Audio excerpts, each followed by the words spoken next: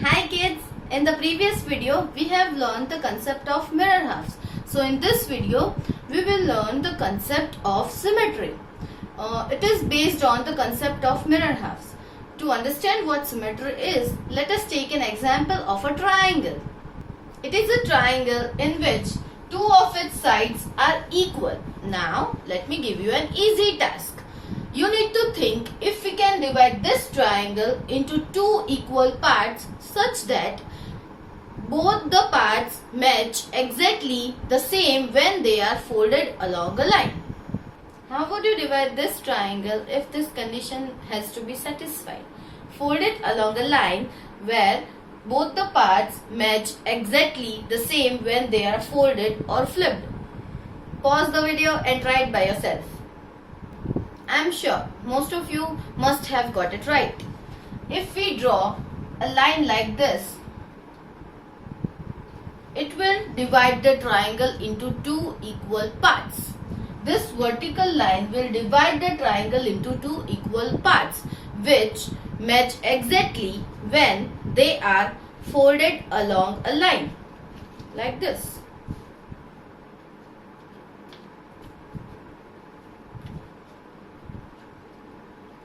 This vertical line divides the triangle into two equal parts.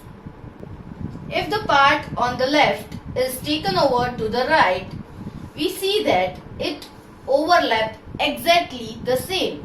So that we can say that this vertical line divides the triangle into two equal parts, just like the mirror half. And that is why the shape is said to be the symmetrical, where the shape is divided into equal parts. Now let me give you another figure. I draw a triangle this way and ask you the same question. How would you divide this triangle into two equal parts such that both the parts match exactly when they are folded along a line? Yes, we can draw a horizontal line like this and we get the two equal parts. When one part is folded, it overlaps exactly over the other. Both the lines we see here are called the lines of symmetry. This triangle has vertical line of symmetry as this line is vertical, and this triangle has horizontal line of symmetry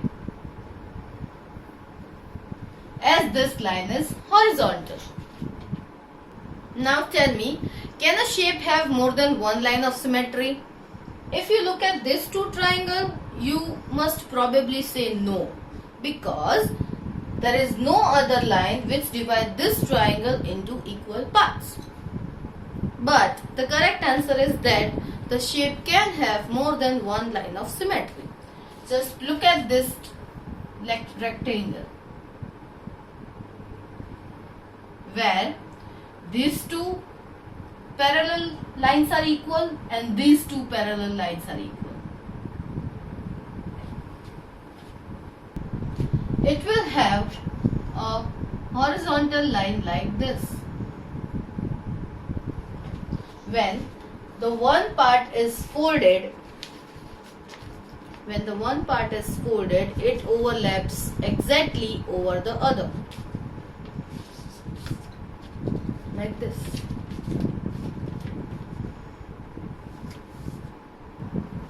It will also have a vertical line of symmetry like this.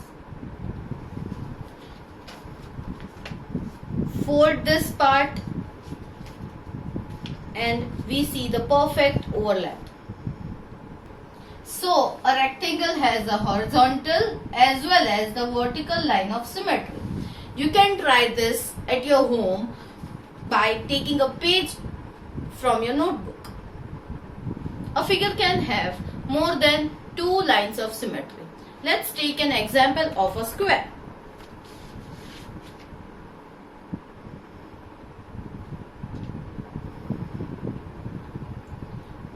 all the four sides are equal. It will have a horizontal and vertical line of symmetry, just like the rectangle. But for the square, the two diagonals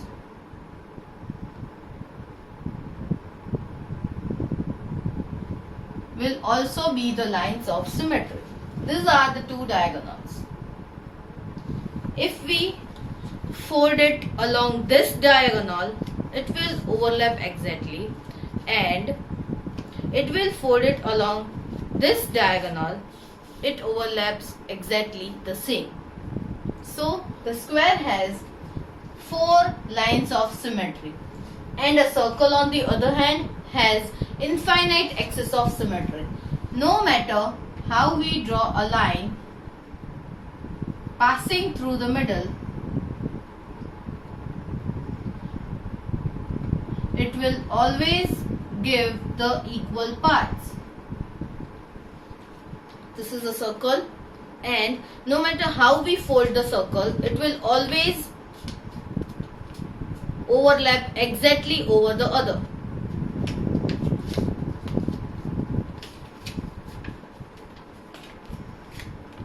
Like this.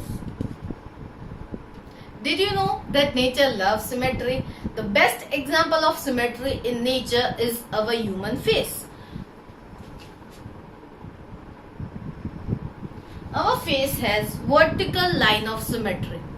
In nature, there is always a concept of symmetry around us. If we observe this leaf has natural vertical line of symmetry. If I fold this leaf along this line, it will exactly overlap the other. What we see in this video is reflectional symmetry. If one part is kept against the mirror, its reflection will give us the other part. Let's say we keep the triangle on this side of the mirror. Its reflection will give us the other half. Hence, this is called the reflectional symmetry. So, my dear children, I hope you all are clear with the concept of symmetry. Try to find symmetrical object around you at your home and learn to apply this concept in your real life. I'll see you in the next session. Bye.